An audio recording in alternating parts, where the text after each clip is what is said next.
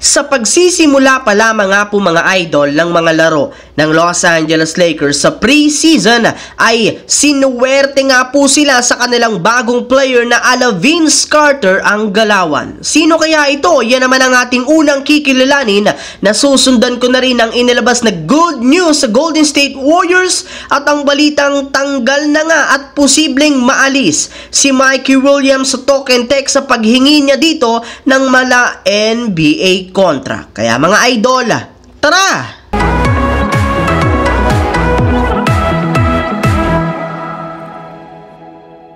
Ang videong ito mga idol ay hatid sa inyo ng Aurora Game, isang play-to-earn mobile app na kung saan pwede kang kumita habang nag-e-enjoy ka. Maraming mga games dito mga idol gaya ng color game na alam kong siguradong mananalo kayo. Dragon versus Tiger na simple lang pipili ka lang kung Dragon ba o Tiger ang mananalo. Meron ding toss a coin na alam kong alam nyo na at marami pang iba. Sobrang dali lang mag-register gamit lang ang iyong mobile number, hintayin ang verification code at gumawa ng password. Madali lang din mag-cash in at pag panalo, cash out agad gamit ang iyong GCash account. Kaya ano pang hinihintay nyo mga idol?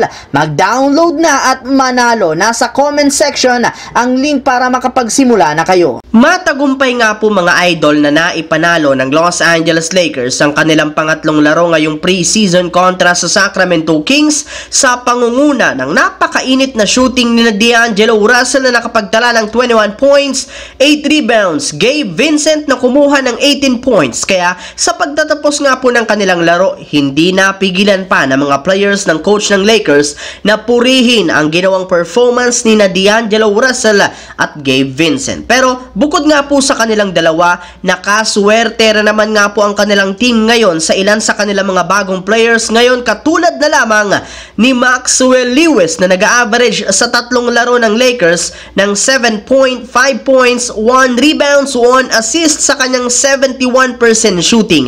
Ngunit mas hinangaan nga po sa kanya ngayon ay ang kanyang athleticism sa kanyang mga ginagawang windmill dunk na mala Vince Carter ang galawan. Kaya kailangan lamang nga po ng Lakers na tulungan ito upang ma-improve ang kanyang laro. Habang dumiretso naman tayo sa ating pangalawang storya sa inilabas na good news sa Golden State Warriors. Kahit man nga po isang game pa lang ang napaglalaroan ng Warriors, ay inamin nga po ng kanilang head coach na si Coach Steve Kerr na mas nagiging madali para sa kanilang bagong lineup na makabuo ng chemistry since lahat rin naman sila ngayon ay nagkakasundo sa kanilang goal. Hindi rin naman nahihirapan ngayon ang kanilang mga bagong players na gamayin o maka-adapt sa kanilang playing style katulad ni Chris Paul. Isa pa, magagaling rin naman nga po ang kanilang mga bagong malalaro kaya hindi nga nagiging problema ang kanilang team ang pagbuo ng chemistry na isa rin naman magandang senyales na magiging maganda at successful ang kanilang kampanya. Samantala,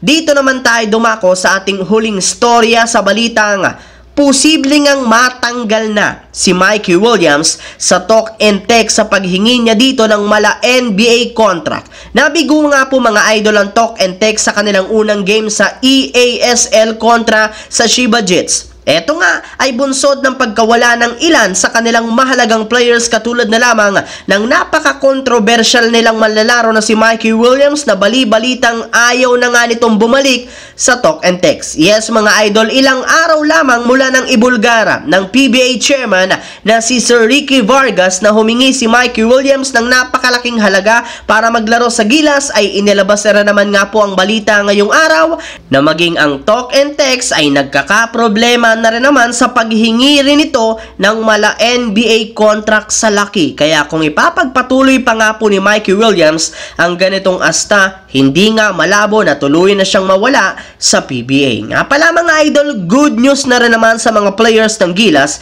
na walang hininging pera at sweldo. Well, pera na nga mismo ang lumapit sa kanila matapos ibalita na magbibigay nga po ng malaking bonus ang dalawang bigating boss na sina Sir Ramon Ang at si Sir Manny Pangilinan. Panigurado, milyon to mga idol. At syempre, good news na rin naman ito sa Gilas, Pilipinas.